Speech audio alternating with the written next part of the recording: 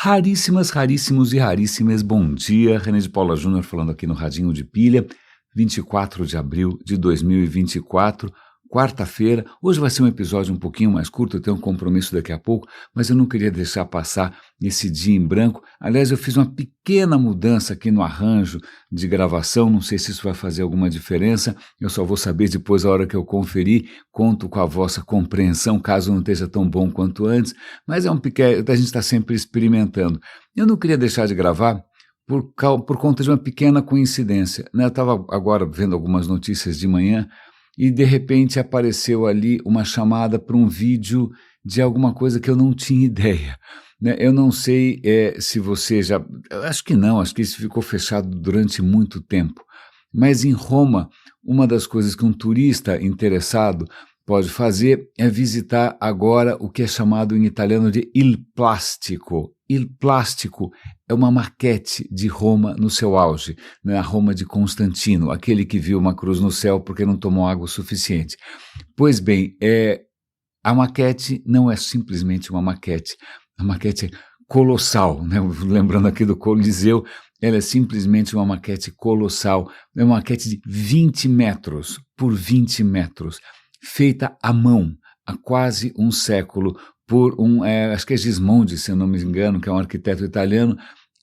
É absolutamente assustador e impressionante que alguém tenha feito alguma coisa. Demorou alguns anos, acho que demorou 4 anos para fazer aquilo. Eu acho que estava fechado para restauração. Agora eu fiquei curiosíssimo, queria muito ver aquilo, embora eu e você já tenhamos visto sem perceber. Se você assistiu o filme Gladiador, né, algumas das tomadas aéreas de Roma, que poderiam ter sido feitas com computação, é lógico, mas algumas das tomadas aéreas, na verdade, foram tomadas feitas em cima da maquete Il Plastico. Absolutamente extraordinário, está lá o Coliseu, estão lá todas as portas triunfais, estão lá as muralhas, estão lá o banho de Caracalla, o diabo está lá. Muito interessante, mas isso tem uma coincidência que eu acho significativa, que ontem eu estava ouvindo o Sean Carroll, que é um físico, né? Eu sempre aqui elogiando o trabalho do Sean Carroll como divulgador de ciência, mas o Sean Carroll estava entrevistando, aliás, deixa eu até pegar o nome do autor aqui, vamos fazer justiça, como estou sempre falando de memória, eu acabo esquecendo, cadê o nome do cara aqui? Aliás, eu uso para podcasts um aplicativo chamado Pocket Cast, eu super recomendo, e pelo menos em Android ele é muito bom, e ele também você consegue acessar pela web, ele armazena, cara, é super bom, ele sincroniza a web com o aplicativo, é ótimo e tal. Então, olha aqui, o cara se chama Stefanos Geroulanos, que me parece um nome bastante grego, mas eu não sei a origem dele, mas ele lançou um livro sobre a invenção da pré-história, e por que um físico vai entrevistar alguém que vai falar sobre a invenção da pré-história, né? Porque o Sean Carroll é realmente um personagem fascinante, né? A abertura que ele tem para todas as disciplinas possíveis, a curiosidade dele é louvável. Eu tiro aqui o meu chapéu, morro de inveja, né? Mas qual é a coincidência aqui? É um livro sobre a pré-história humana? Não, é um livro sobre a história da pré-história, como ao longo do tempo, né? A humanidade, sobretudo o Ocidente, ela imaginou, ou ela narrou, ou ela criou algum tipo de narrativa sobre a pré-história humana. Vale lembrar, a pré-história é qualquer coisa que tenha vindo antes da história, antes da escrita, né, e sobre a qual a gente não tem que recorrer ao quê? A paleontologia, a cacos de cerâmica, seja lá o que for, né? Mas o que é muito interessante, por que isso tem a ver com o vídeo sobre Roma? Porque vamos pensar aqui, esse vídeo, essa é a maquete colossal de Roma, ela foi feita quando mesmo? Começou a ser feita em 1933. O que estava acontecendo na Itália nesse momento estava nascendo justamente o fascismo. Vale lembrar que fascismo é uma invenção italiana, não é uma invenção nazista. Fascismo é uma invenção do Benito Mussolini, que curiosamente era um jornalista, e aí virou de uma hora para outra general, sei lá, um líder militar, etc. O Mussolini era fascinado pela glória do Império Romano, né? Então, quando ele vai prometer ali para os italianos uma nova época de glória, né? Make Italy Great Again, mais ou menos como Trump, ele vai ressuscitar, ou vai inclusive fantasiar sobre a glória romana. Então ele vai fazer várias obras na cidade para tentar trazer à tona aquilo que estava praticamente abandonado. Roma, durante muito tempo, virou terra de ninguém, né? As ruínas estavam completamente largadas, e o Mussolini, nessa tentativa de se colocar ali como um novo César, ou um novo Nero, ou seja lá quem for, né, ele começou a restaurar Roma. Se você já foi para Roma, você deve lembrar que tem aquele monumento gigantesco no meio, que é um bolo de noiva feio para burro. Aquilo não é da Roma antiga, aquilo é uma construção do nosso inimigo Mussolini. É uma das coisas mais feias do mundo, todo mundo tira selfie, eu me recuso a fotografar aquele monumento horroroso, né? Prefiro focar nas coisas que tem em volta. Então veja, Mussolini, na tentativa, né, de resgatar, ou de se identificar, de se conectar com esse passado imperial romano, ele vai tentar ressuscitar a cidade, ressuscitar as ruínas.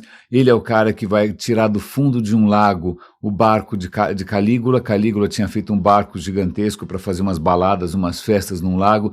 Ele consegue tirar esse barco de lá. Infelizmente esse barco se perdeu, queimou, acho que na guerra ele foi bombardeado, não lembro bem, sobrou pouquíssimas coisas, mas então, esse afã, vamos chamar de afã, né, de ressuscitar ou de criar uma narrativa quase que mitológica que o conectasse ao passado glorioso de Roma, né, ele provavelmente bancou, inclusive, essa maquete que apareceu no seu filme Gladiator. Então, voltando para o Stefanos, o que ele está contando é o seguinte: durante muito tempo a gente se contentou com a narrativa bíblica, inclusive com os cálculos de um monge, que eu nunca mais vou lembrar qual é o nome, que ele falou, bom, deixa eu fazer aqui umas contas, né? Pegou a Bíblia, começou a ver lá o rei tal, descendente de não sei quando, para tentar ver quanto tempo atrás o mundo foi criado, né? Quando que foi o Gênesis. E pelas contas dele, acho que ele até diz o dia, já esqueci, o mundo teria sido criado mais ou menos há 6.000 anos. Não, você sabe que não, certo? Mas se você levar a sério, não sei exatamente que templo você frequentou, mas a ideia de quem acredita firmemente no livro sagrado é que o mundo foi feito há 6.000 anos e foi feito de uma vez só do jeito que ele é. Foi feito prontinho, né? Não teve evolução, não teve nada. Do jeito que ele está é porque ele foi criado há 6.000 anos. Mas começaram lentamente a surgir algumas evidências de algumas coisas estranhas, né? Por exemplo, você descobre um continente que ninguém conhecia, que é a América. Nesse continente tem povos que ninguém conhecia, que são os povos originais daqui, alguns em estado mais avançado do que a gente poderia chamar de civilização, como os Incas e os Maias, e outros vivendo pelados, felizes e contentes, né? Vamos pegar aí os Guaranis, os Tupis, né? Então, pera um instante só, a Bíblia não falou disso. O que está acontecendo? Né? Por que a gente não viu isso? E também começam, ao longo do tempo, a surgir vestígios estranhos. De repente, no alto de uma montanha, você encontra dentes de tubarão. De repente, você começa a encontrar ferramentas de pedra lascada, que notoriamente não podem ter 6.000 anos e que indicam que o mundo não nasceu pronto e que aconteceu alguma coisa antes. Então, você tem que começar a explicar a pré-história, e a coisa vai piorando, porque aí você começa a descobrir, por exemplo, outros fósseis de hominídeos, como o Neandertal. Opa, peraí, a Bíblia não falou de Neandertal, a Bíblia não falou de nada, não tinha dinossauros na Bíblia, cadê essa história? Então você começa a ter que forçosamente expandir, né? Ainda mais quando a geologia progride, os caras começam a perceber que as formações geológicas das pedras, né, tudo à nossa volta, elas requerem um tempo que talvez seja de alguns, digamos, por que não, milhões de anos, né? É lógico que a gente em algum momento vai chegar no Darwin, que vai simplesmente, né, revirar tudo isso com a noção de evolução, mas o que acontece é que você começa a se deparar com evidências que não estão previstas na narrativa oficial. E aí você começa a ter que inventar coisas de louco para tentar fazer algum sentido dessa história toda. E aí começam narrativas de, não, veja bem, né? Veja bem, a gente está encontrando outros povos, outras criaturas, elas são exatamente como nós, elas são humanas, elas também são filhos de Deus, elas têm alma, elas têm uma alma eterna, elas vão passar o tempo inteiro no céu, né, se elas forem boazinhas. Aliás, uma coisa que sempre me intrigou é porque que quando a gente pensa no inferno, a gente tem inúmeras representações do inferno, né? Tem o inferno de Dante, contando a história toda, como é que é o inferno, 7 círculos, gente sendo cozida, assada, espetada, né, torturada, né? O inferno a gente tem, nossa, uma visão bastante nítida. Agora, eu nunca entendi o que as pessoas fazem no céu. Elas vão sentar ao lado direito do Criador, se eu não me engano, e aí fazem o que o dia inteiro, né? Ninguém sabe o que o Criador... Mas deixa para lá. Mas vamos lá. Então a questão é, esses povos têm alma? Sim ou não? Eles são humanos? Sim ou não? Eles também são filhos de Deus? Sim ou não? Porque, obviamente, os livros sagrados não dão muitas pistas, certo? Certo. E aí começa uma narrativa. Não, eles são primitivos, eles são etapas anteriores, eles são... Aí vem essa história de chamar uma cultura de primitiva, elas são mais antigas, elas pararam no tempo. Né, elas não são tão avançadas quanto os brancos europeus, lógico, né, porque os brancos europeus descobriram várias maneiras muito mais eficientes de matar muitas pessoas, né, em massa. Mas, primitivo, e aí você vai começar a fazer fases. Não, existem fases. Então vai ter a idade da pedra, vai ter a idade do bronze, vai ter a idade do ferro, ou então você começa a dividir, sei lá, os caras eram antes caçadores-coletores, depois vai ter a turma da agricultura, e depois da agricultura vai ter a turma das cidades. Então, dependendo do erudito, né, do estudioso, de quem se está tentando inventar uma história de louco, né, são 10 fases, 12 fases, 5 fases, cada um vai puxar a brasa para sua sardinha. Né? E aí, além dessa história de você tentar enquadrar, né, os outros povos, o outro, aquele que é diferente, os africanos, né, os asiáticos, imagina a Austrália então, né, você começa a criar narrativas que muitas vezes são, digamos, não só injustas, preconceituosas, cruéis, mas que também acabam servindo de base para políticas de escravização, políticas de extermínio, né, políticas de descaso, políticas de... E aí não precisa ir muito longe, se a gente olhar aqui o que foi feito na Argentina, cadê os povos originais da Argentina?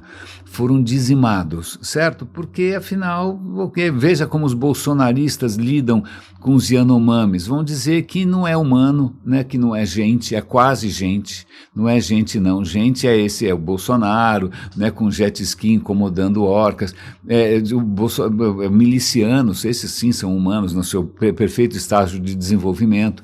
Então, o problema não é só uma narrativa, é que essas narrativas acabam se tornando políticas e essas políticas acabam justificando genocídios, massacres, escravização.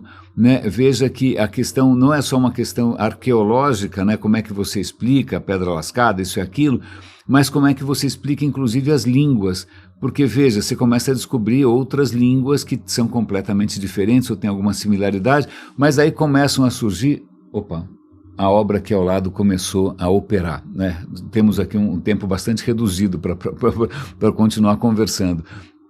Mas o que acaba acontecendo é que começam a surgir narrativas fantasiosas sobre até a origem das línguas. Não, veja, a cultura, na verdade, a cultura ocidental, ela tem como berço uma civilização ariana, né, de povos loiros, etc. e tal, que foram inclusive perseguidos e massacrados pelos romanos, mas eles eram superiores, eles que inventaram tudo, e na verdade as línguas descendem de uma língua indo-germânica, o que é uma absoluta falácia.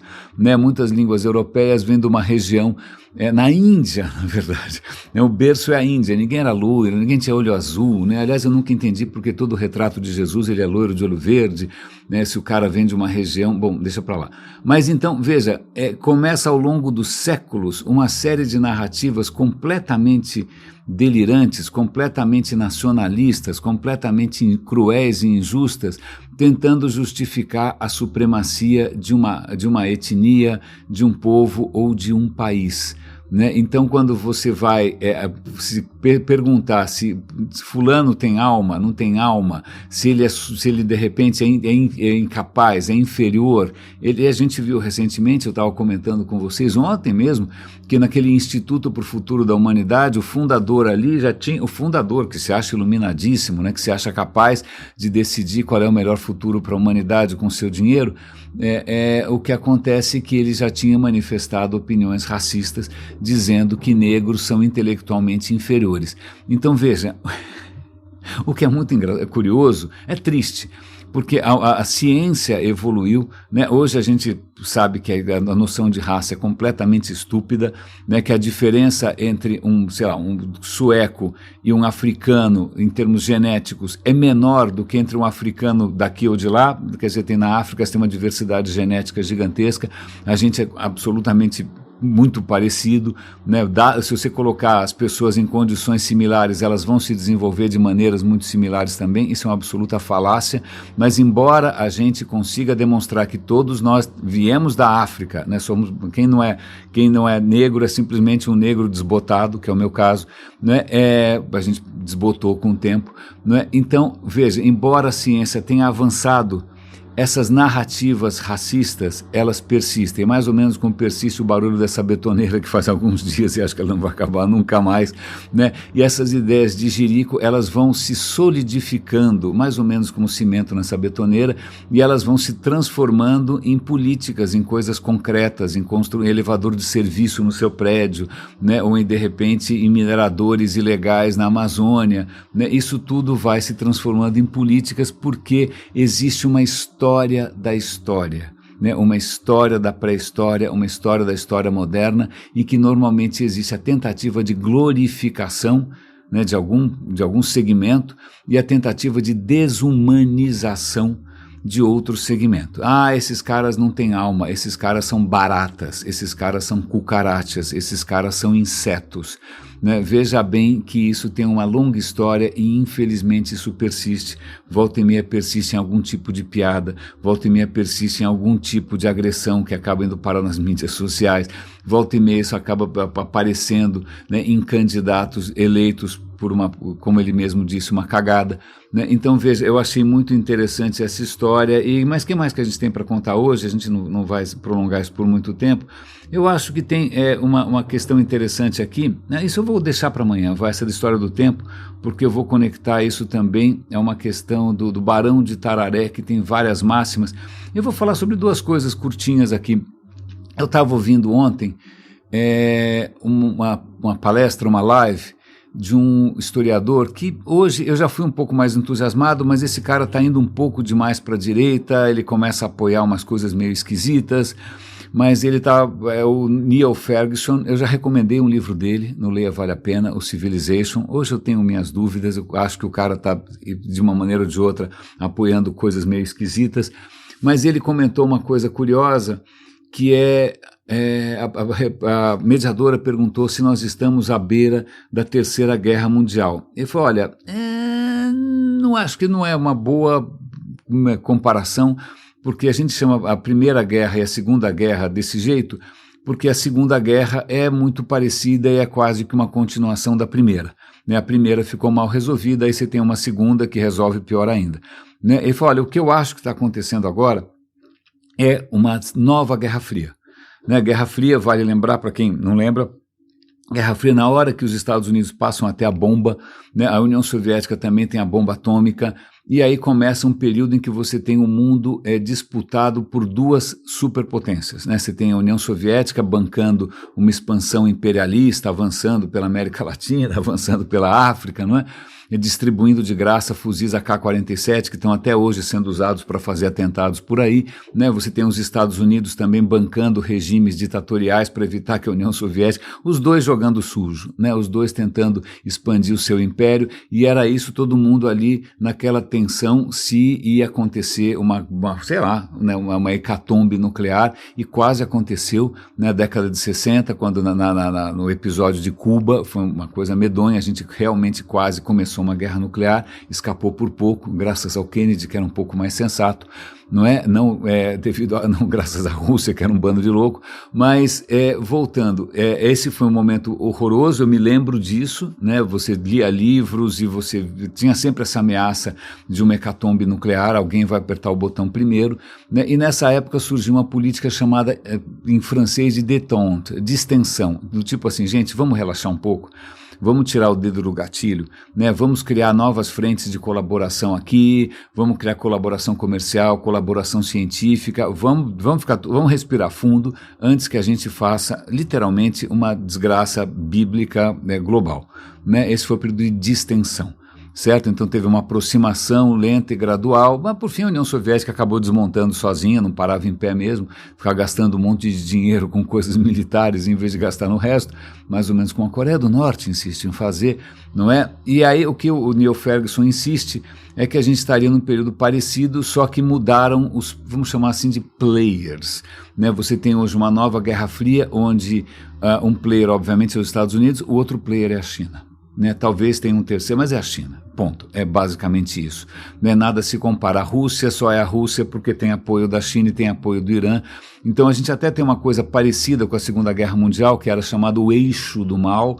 O eixo do mal na Segunda Guerra Mundial era Itália, Alemanha e Japão, né, que estavam juntos ali, né, com o imperialismo sem pé nem cabeça, né. Então hoje você teria de novo um eixo do mal. Você tem a Rússia, que é bancada pelo Irã, que é bancada pela China, que é bancada... Bom, pois bem, você tem de novo um eixo do mal, né, esses caras estão se apoiando mutuamente, né, mas o que ele coloca ali, de novo, é a necessidade de uma distensão. Peraí, vamos desarmar um pouco essa história. E ele me fez, eu não conhecia, eu já declarei aqui inúmeras vezes o meu amor mesmo pelo George Orwell, que é um escritor que eu acho extraordinário, é o cara que escreveu A Revolução dos Bichos, é o cara que escreveu 1984, ele escreve estupidamente bem, é irritante, né? Eu leio, eu tenho coisas dele aqui para ler, que pode ser qualquer coisa, ele pode estar comentando uma receita de bolo, tanto faz, quando ele comenta qualquer coisa, é brilhante, quando ele conta alguma história, é brilhante, então eu gosto muito dele. O nome do George Orwell não é George Orwell, esse é um pseudônimo, é um nome de lettre, é nome de plume, na verdade o nome dele é Eric Blair. Né? E aí o que acontece é que logo depois da bomba de Hiroshima, né, o nosso amigo o George Orwell estava vivo ainda, ele era jornalista e ele escreveu um artigo chamado Você e a Bomba, logo depois da bomba de Hiroshima. E ele foi estupidamente lúcido. Ele coloca uma coisa que é a seguinte: olha, vai ter, ok, já estou percebendo o que vai acontecer, daqui a pouquíssimo tempo alguns países vão ter a bomba, provavelmente a Rússia e a China, né? E aí o mundo vai ficar nas mãos de 2 ou 3 potências. Se antes, né, você tinha vários impérios, antes da Primeira Guerra e depois da Segunda, você tinha vários impérios, Império Austro-Húngaro, Império sei lá o que, Império Otomano, Império daqui, Império de lá, Império Alemão. Agora vão ser 2 ou 3 superpotências, né, e que vão tentar disputar o mundo todo. Ou seja, logo na sequência, né, da bomba de Hiroshima e Nagasaki, vale lembrar Nagasaki, não vamos deixar Nagasaki de lado, né, ele já antevê o que vai ser a Guerra Fria dali para frente. Mas ele faz uma colocação que é muito interessante, que é a seguinte, que você tem 2 tipos de arma. Né, você tem armas que são muito baratas e fáceis de produzir, e você tem armas que são estupidamente caras e que só realmente grandes organizações ou estados são capazes de fazer. E fala, pelo que eu estou percebendo aqui, a bomba atômica não é uma coisa que você possa fazer sozinho na garagem. Né? É caríssimo, o processo é estupidamente complexo, então isso provavelmente vai ser monopólio de grandes potências, ponto, e é o que aconteceu. Né? Agora você pega outras revoluções em termos de armamento, por exemplo, o fuzil você produz em massa.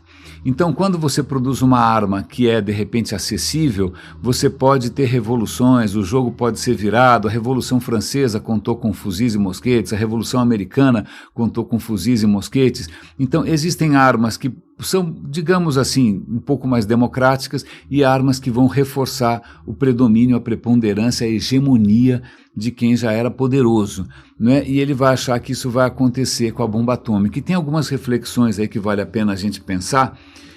Ok, né? Não estou dizendo que os fuzis foram uma democratização positiva, pelo contrário, a gente vê qualquer documento, qualquer noticiário sobre o que está acontecendo na África, milícias e seitas se matando com um monte de fuzil velho, não é? Mas aí o que é interessante que a história da bomba, óbvio, bomba atômica, bombas nucleares continuam sendo relativamente trabalhosas e caras, né? Não vou falar aqui dessas bombas sujas que os terroristas tentam usar, que aparecem em filme toda hora, mas inteligência artificial, tá aí uma coisa que assusta.